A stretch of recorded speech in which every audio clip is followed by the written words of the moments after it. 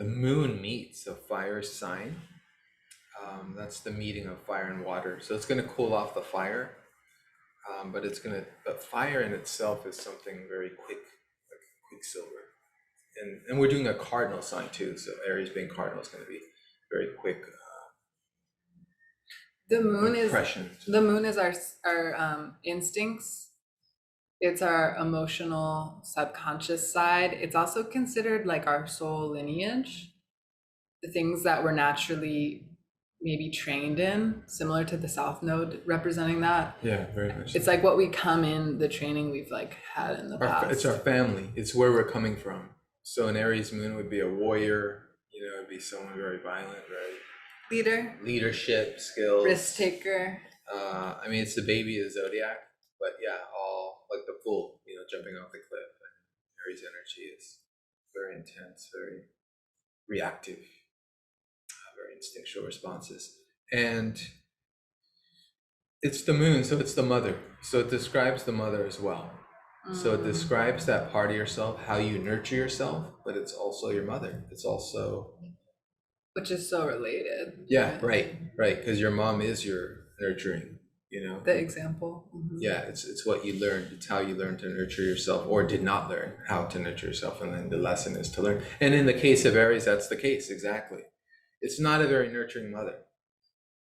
Right. I mean, we think of the moon being a watery, cooling, nurturing elemental energy. So fire, kind of antithetical to that in some ways. Though the moon is actually not in detriment in Aries, though one might kind of intuitively think that. I mean, I always thought it seemed like a challenging.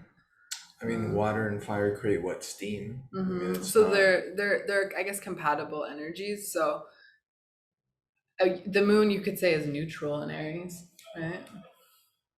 It's not necessarily challenging. It's not necessarily exalted. We were talking about this earlier, and there's just so many dynamics to that, because one way of seeing it is, and we were talking about this, is that the moon, the sensorium of an Aries moon is ultra sensitive. I mean, it's almost reactive. I mean, they live on a very terribly fine edge, like the temperament or the reactiveness, not necessarily the temperament or the moods, but just how reactive they are. Well, it's more like act first, think later. Yeah, exactly. On the feeling, and it's action based on feeling. Yeah, it's not anything like sometimes people say they're very creative, they're very original. I would say it's one of the funniest signs too. And humorous, yeah, hilarity. Bill Hicks is an Aries moon. Oh, Bill Hicks is amazing. So like there's a quippiness, and they'll like cut through to the truth, even if that makes people uncomfortable, you know, and at other people's expenses. I mean, I would say like Aries moon can hurt people's feelings. Oh, I mean, you were saying brutal. She was using that. But it can be refreshing too, right? In the sense of the comedy. Well, it's direct, it's honest. Yeah, it's authentic. It's like that unfiltered child, you know, like a little kid's just going to say what they're thinking. That's kind of an Aries. That's a good metaphor. They'll just say whatever is on their mind. And like you said things to me where I'm just like I have to just filter it through you being an Aries moon to understand, like, he didn't mean that to hurt my feelings. He's just saying what he sees. It's pure, it's authentic. So it's like, I can't take it too personally. You know, it's an observation. And then consider that my moon is conjunct Jupiter as well. You know, opposed with Mercury. It's just a big disaster there. So we have some examples of like notable individuals with Aries moon. You mentioned Bill Hicks. Bill Hicks, the comedian, super cerebral, and I would say kind of like dark, like honest humor.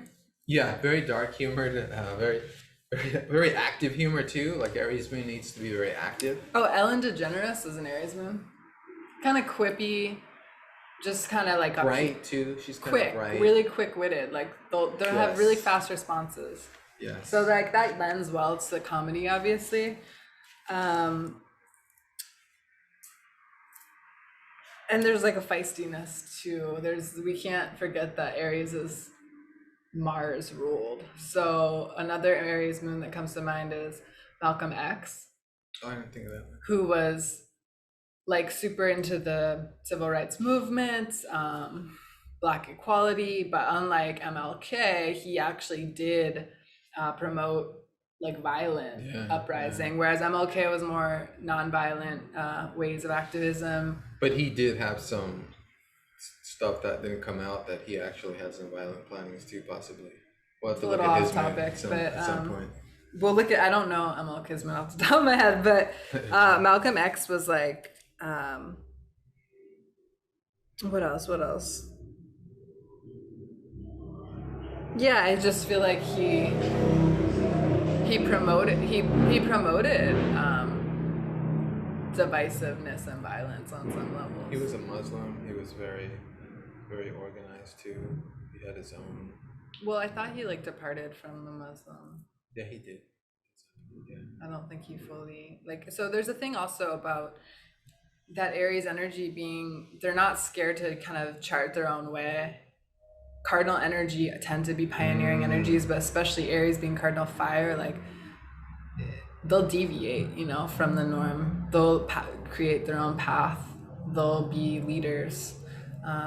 Steve Jobs is another Aries moon, known to be actually quite a difficult personality in the sense he's recorded as like, there's some biographical information where he was like dropped off at college by his parents, and he didn't even say goodbye to his parents. It's like one of his biggest regrets was like his parents dropped him off at school, that they were like supporting him, and then he like didn't say thank you and didn't say bye to them. And he's been known to like freak out at people, like when products were being developed and they didn't go as planned, like he's been known to just like lash out and say things where he's been quoted saying some like messed up things. But on the other hand, you know, he was like such a pioneer. Oh yeah, right. So yeah, for sure. There's like a relentlessness, I think, to an Aries. Yeah, the vision is everything, right? And I would bring up 2 Aries moons that were also double Aries. I would say Ra Uruhu of Human Design. And Ra actually, who started Human Design, I think at some point, especially when I got into Human Designs in the mid-2000s, a lot of people in Human Design didn't really like him. Like they were really put off by his black humor and by his intensity and by his Aries moon qualities. But he was a pioneer of the Human Design movement. Yeah. I respect him. I feel like I respect him, but when I listen to some of his recordings, obviously he created that system and I study it, but there is something about his frequency that I don't really fully like or I love his frequency. But you're an Aries moon. Yeah, I mean, true. But a lot of people either love it or hate it. It's true. Some people got more into Richard Rudd's frequency and his gene keys, and people got into other stuff. But Ra's frequency is just it's so special. It's so unique. It's so different. Yeah, I really appreciate Ra. And then another one is Marlon Brando. And Brando was a pioneer in the sense of being one of the first famous method actors.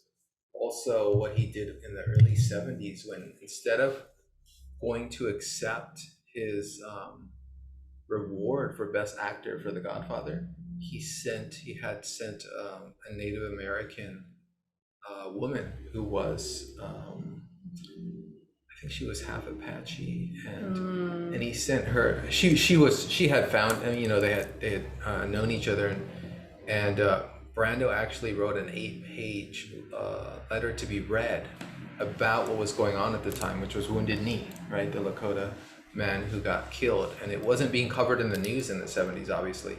And so she went, and she actually only had a minute to speak, but she right away, she didn't touch the award, which is what Brando wanted her not to touch it, right? Not to really take it, not to accept it, but instead be present and make known the struggles that Native Americans were going through at that time.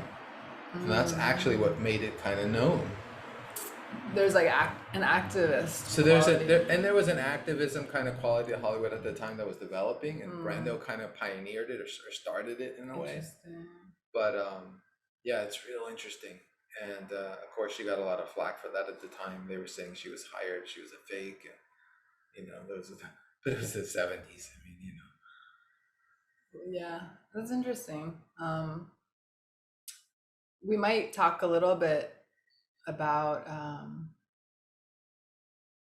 like Aries moon as it relates maybe to the mother. Yeah, let's do that. Because the moon is the mother, can represent what the mother figure was like. Obviously, you want to take into consideration the aspects to the moon, but if we're just going by sign, I mean, you might share. So with an Aries moon, the mom is gonna have trouble being a mother, because it's such a strong independent nature that the mom might get really raising children might be really challenging at times. I mean, and it is if a mom doesn't have enough time to have space apart from bringing up children. And so, like any woman, she needs to also have her work or something she does, right? So Aries moon's gonna struggle a little. The mom is gonna struggle with Be like balancing, being relied on, balancing the nurturing and the independence. It might be very stifling, motherhood for an Aries moon. It may be something they really want, but they're not gonna. And depending on the chart with the child, the child could really light up the mom. There could be really difficult aspects between the child and the mom, and that could really light up the mom to the point where it's very difficult for her to not, deal with a lot of shit when dealing with a particular child of theirs. And so, I mean, we can get into it next time with aspects. I would automatically go to Pluto and Saturn, to tell more of the story. But, we're not going to get too much into that. But yeah, so when we look at the moon, we're looking at the mother. That's the significant thing to keep in mind, is you're looking at the mother, and you're looking at the mother inside the person. So when the mom's not there, it's still the shadow. Right. It's still the inner mother, right? Well, it's how one nurtures themselves. Right. I would also say then, to bleed off that, how can one, I feel like knowing your moon sign is how you can also like discharge energy, like unwanted energy from the body, because we absorb with the moon, I think. Yeah. So fire, I feel like creating, like having some sort of a creative outlet is really how they negotiate or burn off all the energy, all the restlessness, all the independence. I mean, a lot of Aries moon is spoken about to be very active, to need a lot of movement.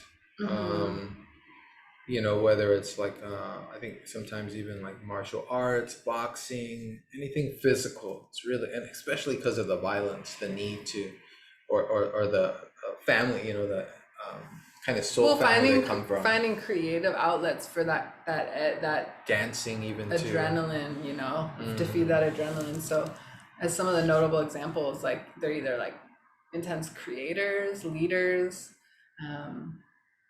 managing the energy through expression, having some sort of like self-expression, being active, as you mentioned, or having some sort of like maybe healthy expression of fighting. That's well said. Yeah, healthy expression. Yeah. I think it's worth mentioning Bill Gates actually has an Aries moon. So Bill Gates and Steve Jobs, huh? Interesting. Pretty powerful people, right? People who, have managed to come into very prominent, powerful positions. Yeah, their difficult personalities are overlooked in that sense, right? They're pioneers, so their spirit has to flood forth. I think, which is what you were bringing up earlier in saying that you kind of let go sometimes of the expression. You let it go of an Aries moon, because there is an intensity to us, and it could sting others, or it could hurt others, not intentionally, but it's just so roughshod and intense that it doesn't know where all its arrows are flying all the time.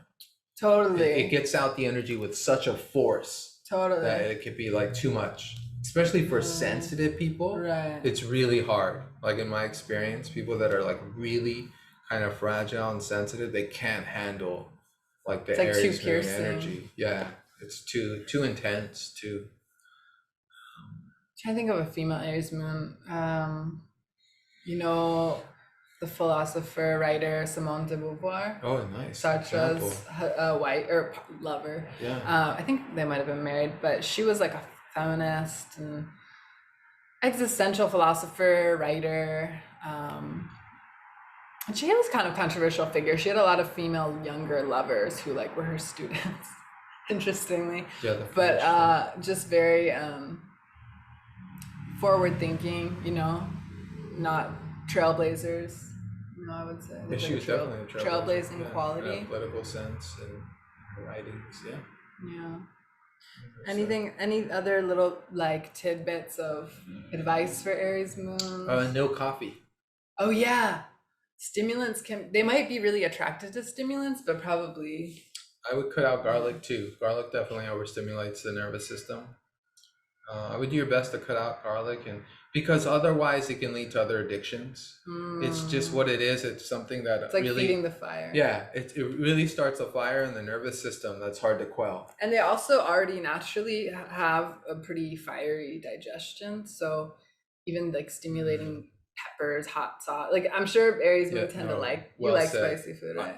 I at a point I was like, I really enjoyed it to an extreme, sure. But these days I don't, partake. I'm pretty balanced with that. Bringing balance and using herbs that could be more moistening, cooling. Because we're so, and what you'll, just off of what you're saying, sorry, I didn't mean to interrupt, is we dry out really quickly. The fire dries out. So things like aloe vera are really good. Like you're saying, cool. Yeah, that's what you're saying. Yeah, milky oats infusions, nourishing herbal infusions that just kind of like cool and nourish the body. Of course, you want to look at the whole chart, but as we mentioned in our other video, the moon does weigh like more heavily in terms of understanding someone's elemental constitution, like their temperaments of the body. So we're making generalizations, but you can kind of assume if someone has a moon that they do have an emphasis of that element. Stay lots of water. Stay make sure you drink lots of water, because you burn and dry out, and we need a lot of water. I drink a lot of water, especially when I wake up. And yeah, you don't drink coffee? No, not at all. Yeah. Do you do any caffeine? No, just the herbal mix you concocted for me. And you also avoid alcohol, which is...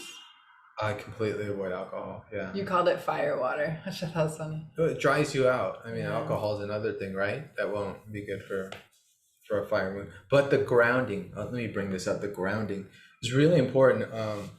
With a lot of fire in the chart, and not necessarily that it'll be the case, but again, as Molly was saying, we count the moon and the sun, we count the luminaries twice when we count the elements in the chart. So the moon's already going to be like it's going to be already 2 points towards fire, having fire elements. So in that sense, grounding is important too, because fire is the fulmination. It's rising out. Yeah, it's rising out. Right. It's escaping through. Extremely powerful, and it's Mars energy. It's the planetary archetype of Mars, and so grounding is really important. Like feet on the ground, being in the forest, being in lakes, ocean, rivers. We're pulling energy down through the body, discharging through the earth, like creating a golden cord connecting to the earth and releasing tensions, frustrations, maybe some of the more negative emotions associated or challenging emotions associated with that archetype. Oh yeah, for sure. Grounding out through the earth, yeah, like you said. So anything else you want to add? Anything else you can think of? No, that's all. We are going to address every moon, so just check in and write to us if you have any questions. All right, thanks you guys.